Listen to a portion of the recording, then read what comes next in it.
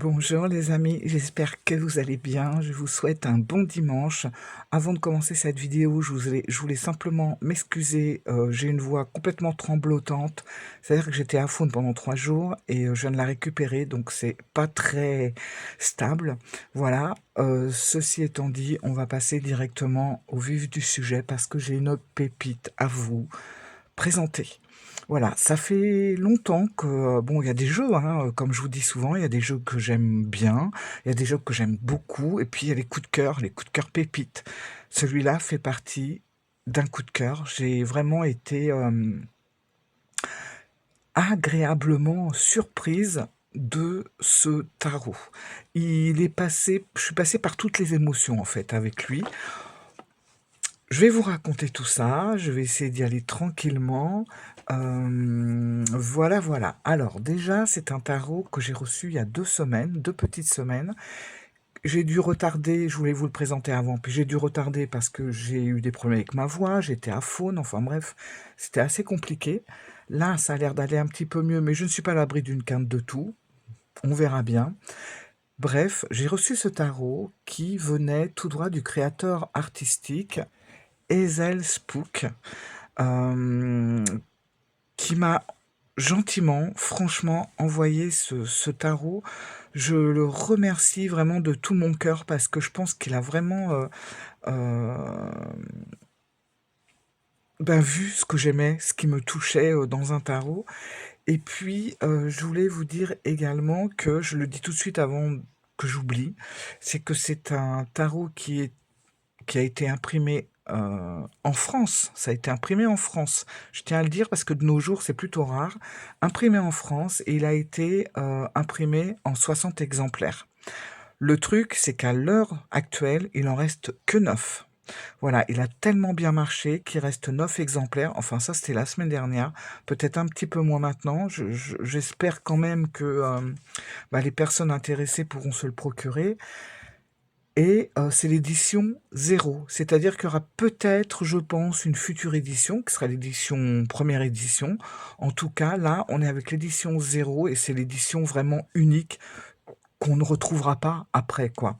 Je voulais dire également qu'il est uniquement en vente sur le site Antique Arcana. Je vous mets tout en barre d'infos, n'hésitez pas à aller faire un tour en barre d'infos. Je mets toujours plein de choses, parfois vous me posez des questions et c'est en barre d'infos. Euh, donc en barre d'infos, vous allez avoir des liens, vous n'avez qu'à cliquer sur le lien et ça vous emmène directement à la source. Voilà. Donc je vous mettrai le lien Antique Arcana et vous pourrez retrouver directement ce magnifique tarot. Voilà, c'est tout pour les informations.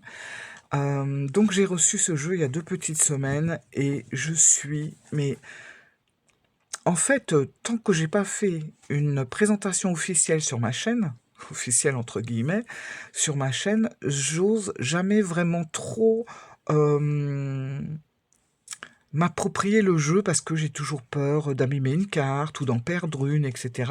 Donc j'attends vraiment de le faire la présentation et après, voilà, je me lâche, je vais à fond avec le jeu. Donc là, c'est vrai que pendant 2 semaines, qu'est-ce que j'ai fait? J'ai beaucoup, beaucoup observé ce jeu et plus je l'ai observé, plus je me suis retrouvé devant des énigmes, devant des détails, devant plein de choses incroyables qui va pas forcément sauter aux yeux au premier abord, mais après, vous allez vous dire, waouh, il y a ça, puis il y a ça et ça. Et franchement, ouais, c'est un jeu, il y a des énigmes, voilà. Il y a plein de choses que je n'ai pas éclaircies encore. Je sais que le créateur est sur un livre qui sortira, enfin un livre qui sortira je ne sais pas quand. Mais en tout cas, je pense que le livre va être à la hauteur du jeu, avec des explications de fou. Mais vous savez, c'est ce genre de tarot. euh, vous vous plongez dedans, vous êtes dans votre bulle. c'est pas le tarot qu'on va prendre tout de suite pour faire un tirage. Voilà, c'est bon, je le reçois, 2 heures après, je fais mon tirage. C'est pas ce genre de tarot. Ça, c'est un tarot où avant, on va se poser, on va vraiment être en face de lui et puis avoir des échanges, se parler, j'en bafouille, se parler, s'observer, regarder ce qu'il nous propose, voir tous les détails, toutes les petites subtilités, parce que c'est blindé de subtilités. Il faut prendre son temps, il faut s'installer dans un petit coin, il faut prendre son temps. Et c'est vrai que ce tarot, donc, m'a envoyé une tonne d'émotions. Je m'attendais pas à ça, en fait. Je suis passée par beaucoup d'émotions. Je suis passée par des sentiments de bonheur, des sentiments de tristesse, des sentiments de joie, des sentiments de peur, des sentiments de toutes sortes. C'est quand même assez rare que ça m'arrive avec un tarot. Je le trouve beau, très beau, il y a pas de souci. Mais de passer par tous ces sentiments-là, c'est plutôt rare. Et je vais vous montrer, vous allez comprendre pourquoi. Et c'est un jeu qui, au premier abord, peut paraître sombre, mais en fait, en y regardant de plus près et en se posant justement, on s'aperçoit que c'est un jeu avec énormément de clarté aussi. En fait, on est entre l'ombre et la lumière, et on passe de l'ombre à la lumière sans arrêt. Et puis, on va avoir des détails d'espoir. Enfin, il est incroyable. C'est un jeu hyper ésotérique, je trouve, ésotérique, alchimique, magique, euh, fantastique. Voilà. Donc, je vais vous le présenter. Alors déjà, il arrive, il n'est pas, il n'a pas les tranches noires. C'est moi qui lui ai noirci les tranches parce que je trouvais que ça s'y prêtait vraiment dans le sens où on a un petit liseré noir sur le dos de la carte et on a également un petit liseré noir sur le devant de la carte. Donc forcément, voilà, on peut pas se louper si on fait très attention quand même. On peut pas se louper, on peut faire facilement les tranches. Alors, je sors. Alors ça, c'est la boîte. Voilà, donc sur la boîte, vous voyez, c'est très sobre, mais bah, enfin, je l'aurais pas vu autrement, j'aurais pas vu une boîte vachement colorée, tout ça. Et vous avez ce côté un peu énigmatique, même au niveau du titre. Vous voyez, c'est tarot. On voit que les cartes enfin les lettres sont entremêlées. Voilà, tarot Anaïs. C'est ce qu'on retrouve. Je vais mettre la boîte ici. C'est ce qu'on retrouve aussi au dos des cartes. Tarot, Anaïs, recto, verso, non, c'est plutôt endroit, envers, ce qui permet pour les personnes qui font des tirages dans les deux sens, voilà, aucun problème. Bon, moi, je le fais que du côté endroit, je tire pas à l'envers, mais pour ceux en tout cas qui le font, bah écoutez, il n'y a aucun problème. On a 2 cartes supplémentaires dans ce jeu. Alors, je vous montre la première. Je vais pas vous les lire parce que franchement, la vidéo, je l'ai faite une fois, j'ai mis plus d'une heure.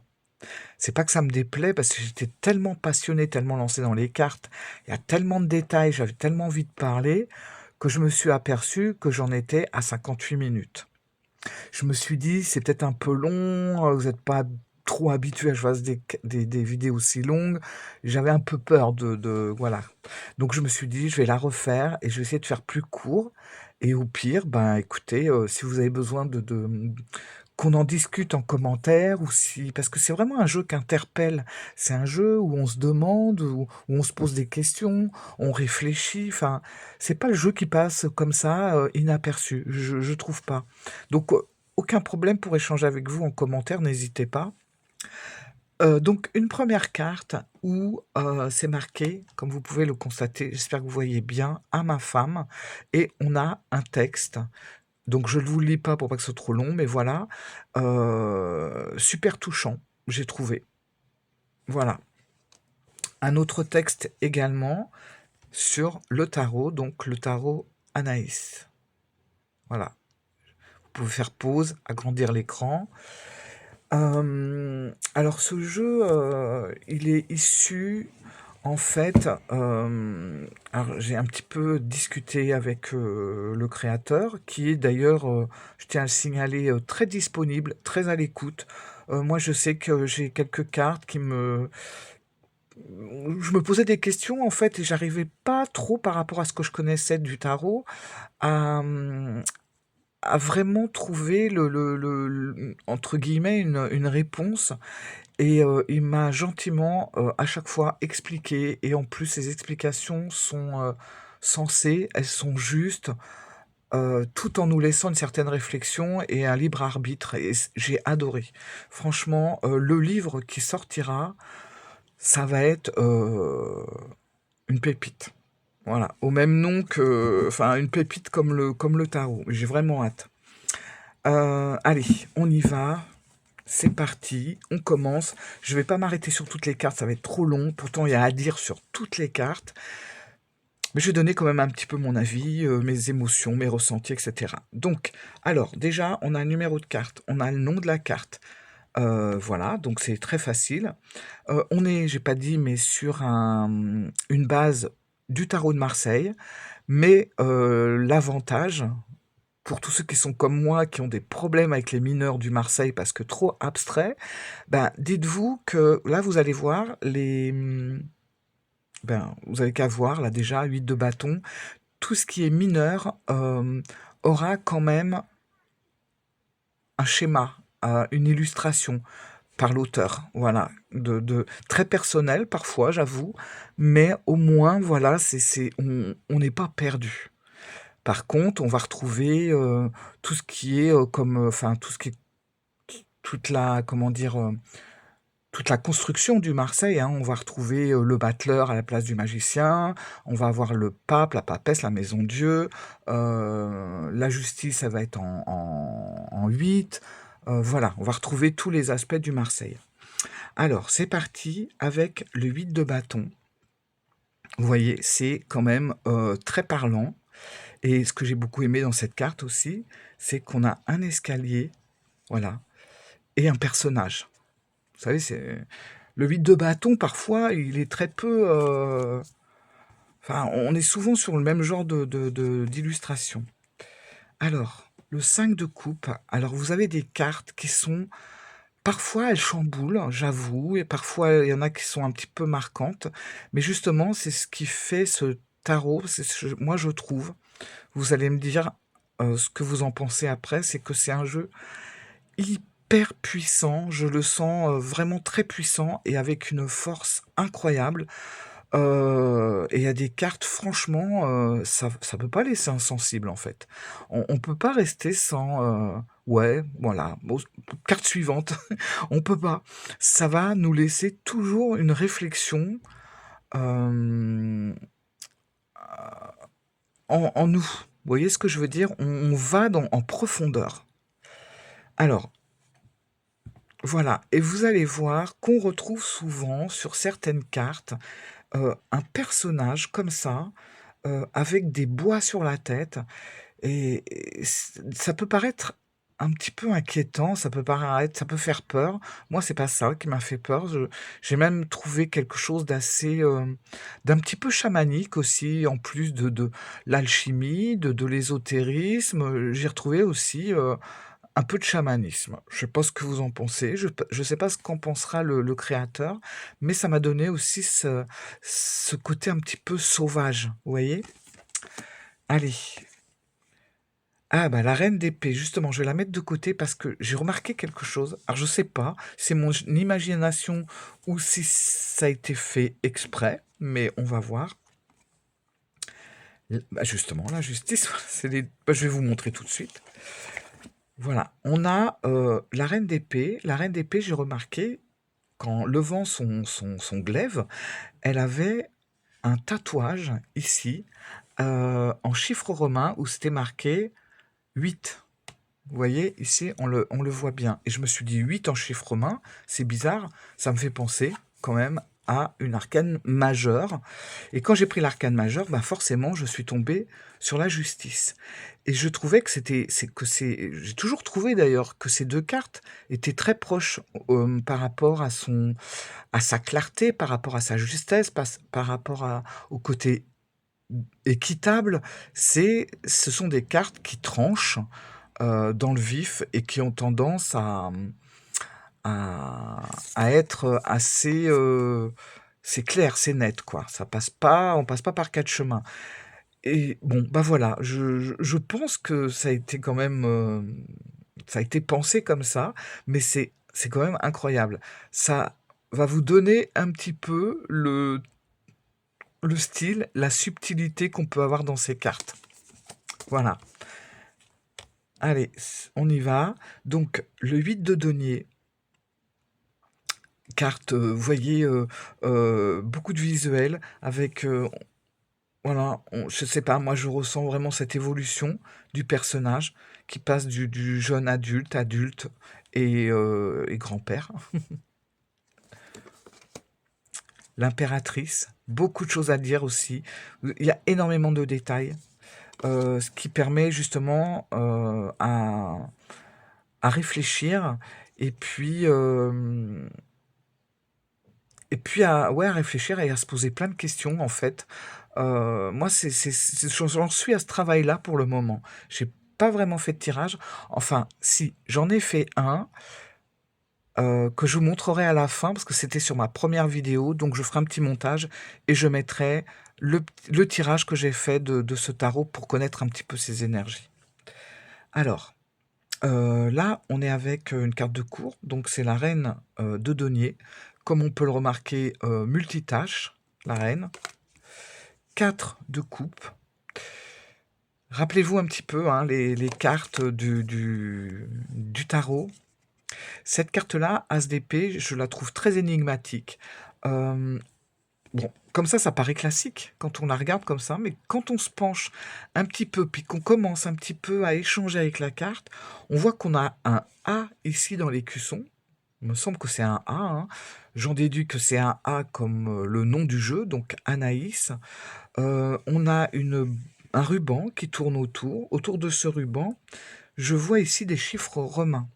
Alors, on a M, 2 fois M. M, c'est 1000. Donc 2000. Après, on a 2 croix, donc 2 10, 20 et 5. Donc 2025, tout simplement. Et là, on a une petite phrase qui y a marqué « à la levée des voiles ». Ça, c'est vachement énigmatique. Est-ce qu'on est en lien avec quelque chose, enfin en lien avec la conscience? Je sais pas, j'ai pas encore tout élucidé. Je vous avoue que c'est un jeu qui demande vraiment réflexion, où on se pose. Hein, c'est vraiment très énigmatique, mais bon, 2025, voilà. 2 de bâton. Alors moi j'aime le 2 et le 3, hein, comme vous le savez. Vous allez voir, le 3 il est fabuleux. Alors la force, en 11, bien sûr. Et moi, la force, ça m'a parlé, mais en même temps, je trouvais ça étrange. Est-ce que c'est aussi ma tête, mon imagination, ou est-ce que, voilà. Ce lion, on voit bien, il a la gueule ouverte, etc. Mais je trouve qu'il a un corps d'homme. Je sais pas ce que vous en pensez, on dirait un homme à genoux, avec le bras comme ça qui tombe. C'est très bizarre, vous me direz, mais bon voilà. Hein. Puis regardez là, la tour qui n'est pas stable, enfin la colonne, plein de choses.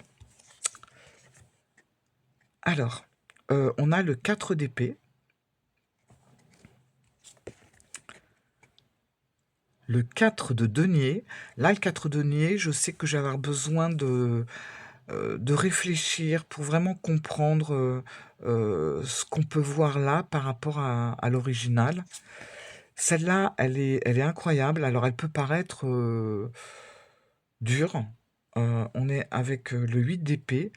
En même temps, on se demande si on s'inflige pas nous-mêmes des douleurs, des épreuves, ou est-ce que c'est l'extérieur qui nous inflige tout ça. Enfin, il y a beaucoup de choses. Et puis on voit là, il y a 3 loups ici, là, dans l'ombre. Elle est incroyable cette carte. On peut tellement travailler avec notre ressenti, notre imagination et avec nos émotions aussi. Regardez ce 10 de coupe, tout simple, hein. Euh, 5 coupes d'un côté, 5 coupes de l'autre. Le soleil au centre et l'alignement des planètes. Voilà. Ben, rien que ça, on comprend la carte. On comprend qu'on est vraiment à un moment où tout s'aligne pour nous, tout va bien, tout est en harmonie. Celle-là aussi, elle est super sympa, très très bien faite. Le 10 de denier, bon, elle est très parlante, hein, voilà. Le 9 de bâton, avec ce phénix qui renaît de ses cendres, même il a eu un peu chaud aux plumes, on voit bien, hein, on voit qu'il sort vraiment de quelque chose. On a l'impression qu'il sort des entrailles de la terre. La reine de coupe. J'avance un peu. Le cavalier de coupe, avec des inscriptions. Alors, je ne sais pas si c'est des inscriptions en latin, ou si c'est une devise, je sais pas trop. J'ai pas encore tout bien vraiment étudié. Le 2 de denier, magique, j'adore. Voilà, avec cette plante au centre. Là, on est avec le valet de denier. On sent qu'on est dans une période d'apprentissage. Celle-là, regardez, euh, 8 de coupe. Elle est incroyable celle-là parce qu'on voit un personnage qui essaye de sortir, de se débattre des tentacules pour passer comme ça, pour sortir. Mais en même temps, on a un personnage ici. Est-ce que ça serait pas le personnage ici enfin, ses pensées, je sais pas. Oh, il y a tellement de choses à décrypter. Le pape. Le pape, si vous regardez ça et que vous allez voir sur Internet, ça, c'est une stèle qui a vraiment cette forme-là, qui a été trouvée il y a quelques temps maintenant quand même. Et en fait, c'est blindé de hiéroglyphes en plusieurs langues. Celle-là, 6 de bâton, magnifique. Au centre, on a euh, un soleil ou un tournesol, je sais pas trop, mais vous voyez, en plus, on est sur une scène. Alors, le 3 d'épée, moi là, je ressens vraiment comme un sacrifice en fait. Voilà. On a un autre animal ici. Le roi d'épée, le cavalier d'épée. Alors tous les cavaliers, vous allez voir, ne sont pas en selle, hein. Il y a des cavaliers, vous allez voir, qui sont sans chevaux. Le jugement. J'aime beaucoup le 2 d'épée. Le 2 d'épée, voilà, on a un choix à faire, on est dans une période d'indécision, on est un peu bloqué. Et moi j'aime bien parce que quand on regarde ce côté-là, on voit, hein, le personnage ferme les yeux, réfléchit, et puis regardez quand on tourne, et c'est peut-être de là que vient justement cette indécision. C'est qu'on est vraiment coincé entre deux choses qui sont totalement différentes. Voilà. Alors quand je vous dis que je passais par des émotions de peur, celle-là en fait partie. C'est une des cartes qui me fait vraiment flipper, dans le sens où moi je suis une grosse arachnophobe. Oh, rien que ce mot, voilà, j'ai les poils qui se dressent là. Et cette carte me fait vraiment flipper, quoi. C'est le 7 d'épée. Cette personne, à moitié momifiée, coincée dans une toile d'araignée avec des serpents, mon Dieu. Faut que je la travaille. Le cavalier de bâton, aussi sur son cheval, cavalier de bâton. Pour moi, c'est un cavalier euh, visionnaire. D'ailleurs, voilà, hein, c'est pas une paire de jumelles, je sais plus comment ça s'appelle. Cette carte, Le 9 de coupe. Alors cette carte-là, justement, j'ai demandé, au créateur de m'expliquer un peu, parce que j'étais un peu perdu, j'avoue. Quand on connaît le 9 de coupe traditionnel, pour moi, c'est une carte où on est d'abondance, où on est posé, où tout se passe bien, c'est l'harmonie, c'est voilà. Et là, je comprenais pas trop, on voit 3 belles, coupes, qui sont en place et tout, puis après on a un serpent qui fout le bazar au-dessus avec les autres. Et j'avais besoin d'une explication qui m'a gentiment donnée.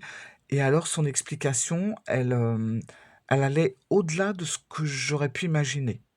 Mais elle m'a beaucoup apporté parce qu'elle m'a mis en réflexion. Et voilà, je ne vais pas vous l'expliquer ici parce que ce serait un petit peu long. Et puis libre aussi à chacun d'y voir ce qu'il verra. Et c'est peut-être pas la même chose, mais on peut tout à fait en parler en commentaire avec grand plaisir. Donc, on a le valet d'épée, le 6 d'épée. Oh, regardez, le 6 d'épée, je crois que c'est une des rares cartes où on n'a pas les épées qui sont dans la barque. Tout le monde part, on a laissé cette surcharge mentale sur la berge et on part vers quelque chose de plus léger. J'adore cette vision de la carte où on n'embarque pas ça.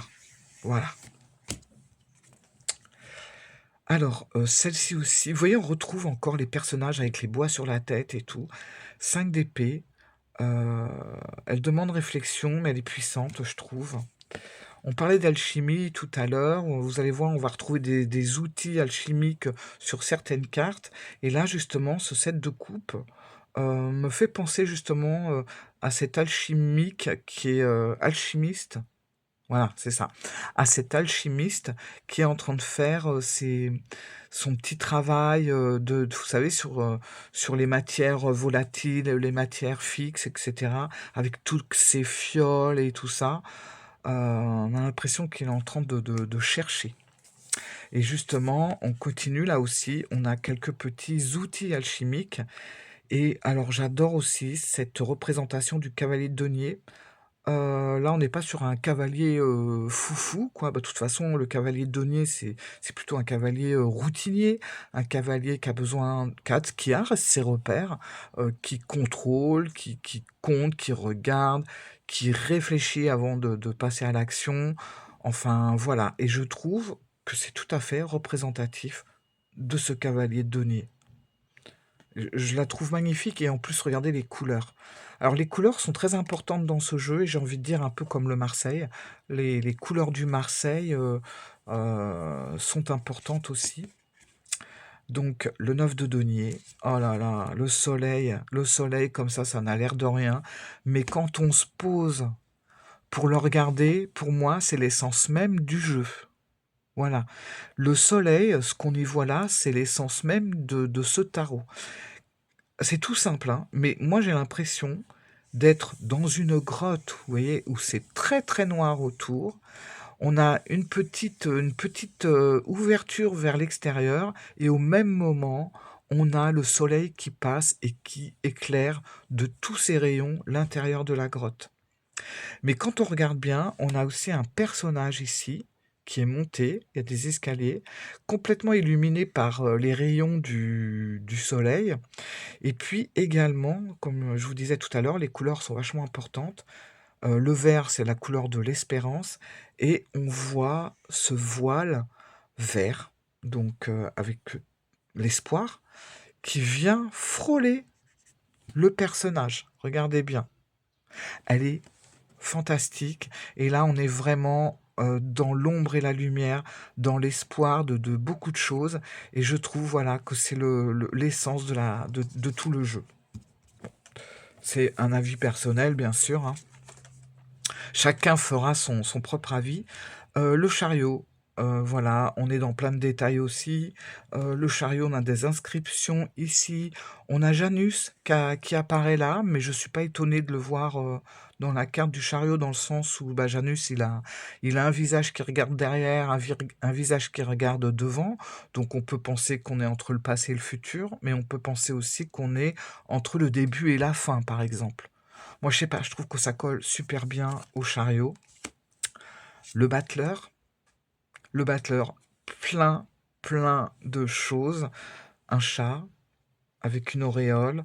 Il joue à ce fameux jeu interdit, vous savez, on a trois verres et puis on a une balle et on doit trouver où est la balle. Bref, le jeu où on se fait toujours avoir. Donc il y a un côté comme ça un peu vicieux hein, du battleur. Et puis, vous regardez, on a des petits trucs là, des petits drapeaux à l'effigie de Mercure. Voilà. Le l'as de bâton avec un super dragon avec des couleurs magnifiques. J'adore ces couleurs un peu anciennes, quoi. On voit qu'on est sur quelque chose de très ancien. Bah, de toute façon, on est dans du médiéval, là. Hein. Je sais pas si vous avez remarqué, mais voilà. Le 6 de coupe, pareil. Plein, plein de choses. Là, on voit des enfants qui n'ont plus de couleurs. Voilà, on est dans le passé. Bon, je pense que c'est Hermès, les ailes d'Hermès, l'Ouroboros qui est ici. On a le temps avec le sablier. Deux coupes, une à l'envers, une à l'endroit. Voilà, plein de choses. Le pendu. L'empereur, que j'ai tiré vendredi. C'est ma carte de naissance et je l'ai tiré en carte du jour. C'est pareil, là, on peut partir sur plein d'histoires avec ce 4 de bâton. Déjà, on voit que c'est assez instable au niveau du sol. Hein. On a l'impression qu'il y a de la lave qui est coulée entre les pavés. Et puis, on a stabilisé cette structure avec des bâtons. Et vous voyez, bah, c'est pareil, là, on a beaucoup de lumière. Puis, on a un petit oiseau, là, on dirait une colombe. La roue de fortune. J'aime beaucoup comment est composé l'amoureux avec, voilà, dans chaque fenêtre, on a un personnage et des symboles. Ouais. Cette tour, incroyable. Cette tour, elle est tellement vibrante qu'on a l'impression qu'on sent bah, justement les vibrations, quoi. Le 7 de denier avec les planètes. Ah, c'est l'heure du repos, puis on a un petit oiseau sur le râteau. L'étoile. Le roi de coupe, hein, regardez ça, avec on voit tout le passage du roi de coupe, là, jusqu'à la coupe. Waouh. Le 3 de denier. Bon, bah voilà, 3 de bâton, moi c'est une de mes cartes préférées, forcément. 3 de bâton, je la trouve hyper puissante aussi, cette carte. 3 de bâton, bon, c'est une carte qu'on pourrait... moi, j'y vois le voyage, j'y vois le déplacement, j'y vois plein de choses comme ça. Je vois du mouvement. Et on voit que ce personnage, il lui manque une jambe, donc forcément, il va pas se mouvoir comme il aimerait le faire. Et vous voyez, il est en train de se sculpter une jambe. On voit bien, hein, là, il imagine la jambe en bois toute faite. C'est dingue. L'idée, elle est folle, quoi. Dans le bon sens, hein. Le valet de coupe. Le roi de bâton me fait rire, lui, parce que le roi de bâton, j'ai envie de dire que le roi de bâton, pour moi, c'est un des rois les plus arrogants et très charismatique, très dynamique. Et c'est peut-être le seul roi qui pourrait se permettre de nous tourner le dos, quoi. Alors, la papesse, il y a tout, tous les éléments. On a même le J et le B sur les colonnes. Et vous voyez, elle a un instrument, on dirait un diapason. Voilà, moi, avant, je purifiais mes cartes avec un diapason. Je vous en avais parlé sur la chaîne d'ailleurs. La lune, elle est incroyable. Cette lune, un petit chien, un gros loup. Mais regardez le reflet dans l'eau. Vous trouvez pas qu'il y a quelque chose d'étrange? Voilà. Eh ben, ce jeu, c'est ça. C'est toutes ces subtilités qu'on va pas voir au premier coup d'œil. Et puis quand on va se poser tranquillement entre nous et le jeu, seul, eh ben, on va s'apercevoir de plein de détails comme ça. Voilà. Donc, vous l'avez remarqué, on n'a pas le reflet du loup. Le 5 de denier. J'adore aussi cette vision du 10 de bâton, parce qu'on a l'impression qu'elle est inversée par rapport au 10 de bâton euh, de base, enfin comment classique, voilà, où on a ce personnage qui porte les 10 bâtons sur son dos. Là, c'est les bâtons qui portent le personnage. En même temps, on a l'impression qu'il va se brûler les ailes. Il y a un petit côté Icare là-dedans, et on sent quand même que la structure, elle est pas très très stable. Le valet de bâton. Le roi de denier, voilà, on retrouve aussi quelques petites images alchimistes, comme le damier, par exemple, enfin l'échiquier, le sablier. Je suis en train de regarder en même temps l'arcane sans nom, hein, donc l'arcane qui n'est pas nommé, c'est bien le Marseille. Regardez ce monde fantastique, les couleurs du monde. Elles sont incroyables, ce monde qui monte comme ça dans l'univers, avec cette ouverture et toutes ces couleurs qu'il y a autour, quoi. Le 7 de bâton, le 2 de coupe, cet incroyable fou qui n'est pas sur une falaise, mais sur un fil, en équilibre. Alors c'est pareil, il y a plein de choses, on a le chien quand même qui est là, on a l'impression qu'il aboie d'ailleurs, parce qu'il postillonne. Il y a un sac, il y a des masques. Ce qui est marrant, j'ai remarqué, c'est qu'on a une espèce de pipe à opium chinoise là-haut, avec la fumée qui sort. Le 6, le 6 de denier. Très belle carte, les couleurs magnifiques. Et là, on a bien cette sensation de donner, de recevoir. Reine de bâton, avec son côté Esmeralda. Elle a des cartes, elle a sa boule de cristal, elle est sûre d'elle en équilibre. L'as de coupe. Cette carte, franchement, je suis resté des heures dessus. Au premier abord, je l'avais trouvée un peu effrayante. Je me suis dit, pour un 3 de coupe, c'est quand même effrayant. Et puis finalement, je crois qu'il faut rentrer dans la carte et regarder les détails et aller au-delà du premier visuel. Parce que on voit quand même deux personnages qui se tiennent la main, des personnages qui ont des bois aussi, hein, comme beaucoup de personnages qu'on retrouve dans le jeu, puis comme celui-là d'ailleurs. Et je sais pas, moi j'ai comme une impression, comme si ces personnages étaient en totale harmonie, en,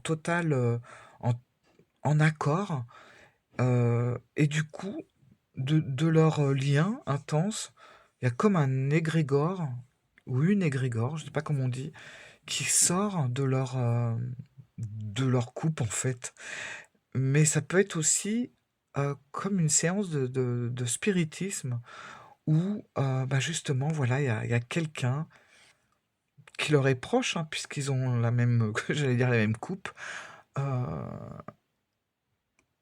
Il y a comme un petit peu des retrouvailles, c'est une bonne carte le 3 de coupe, donc je vois quelque chose de beaucoup plus profond, harmonieux, etc. Elle est incroyable cette carte.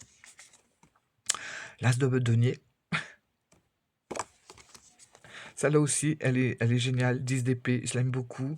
10 d'épée, bon, c'est toujours une carte très compliquée. Au départ, je sais pas pourquoi, j'y ai vu un fer à cheval direct.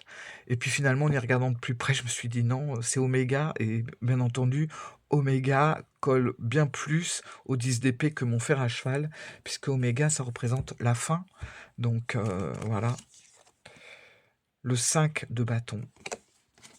Oh là là, l'ermite, il me perturbe. Regardez son visage.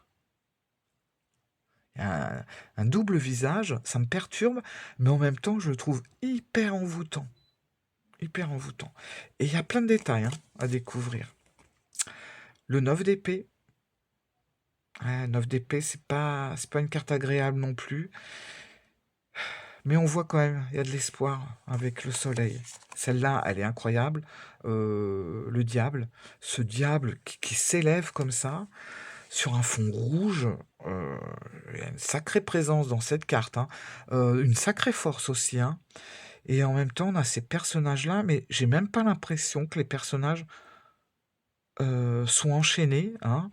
Je la trouve quelque part moins violente parce qu'on n'a pas cet attachement bien marqué, mais on a quand même une soumission, ça c'est sûr.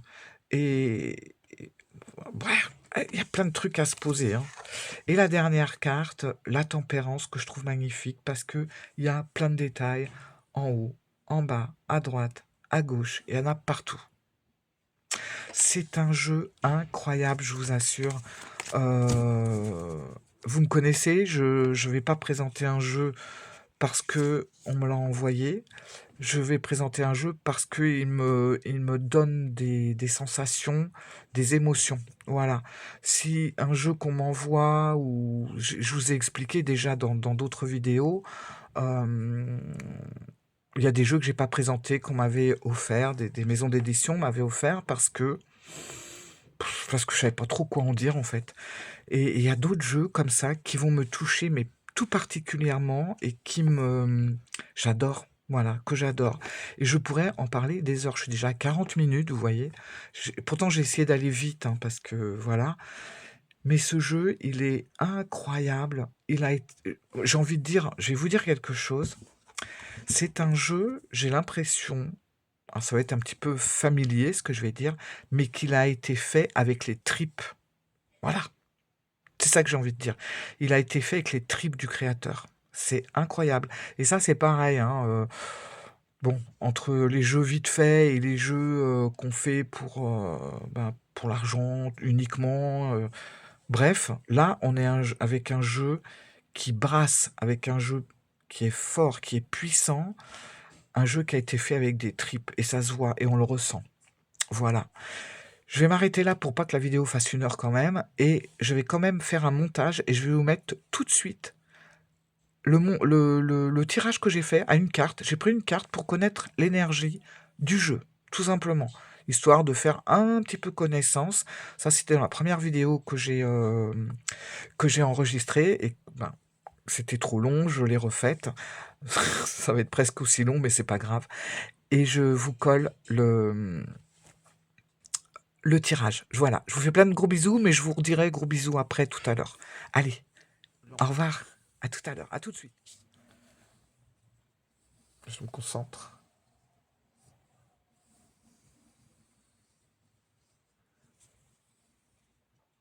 C'est rare que ça soit... Voilà, celle-là. Regardez, on est avec le 6 de bâton. Regardez cette carte. C'est beau quand même. Le 6 de bâton, c'est quand même une certaine victoire, hein.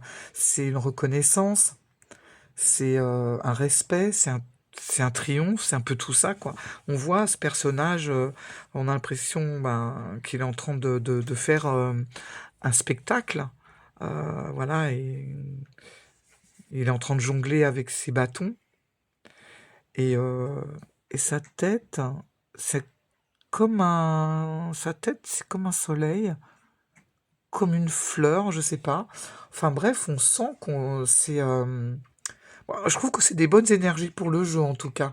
C'est vraiment, c'est fou, hein, parce que cette carte-là, elle me dit que on a traversé des épreuves. Alors peut-être ce jeu a traversé des épreuves, mais il a aussi réussi à voir le jour et à en sortir victorieux.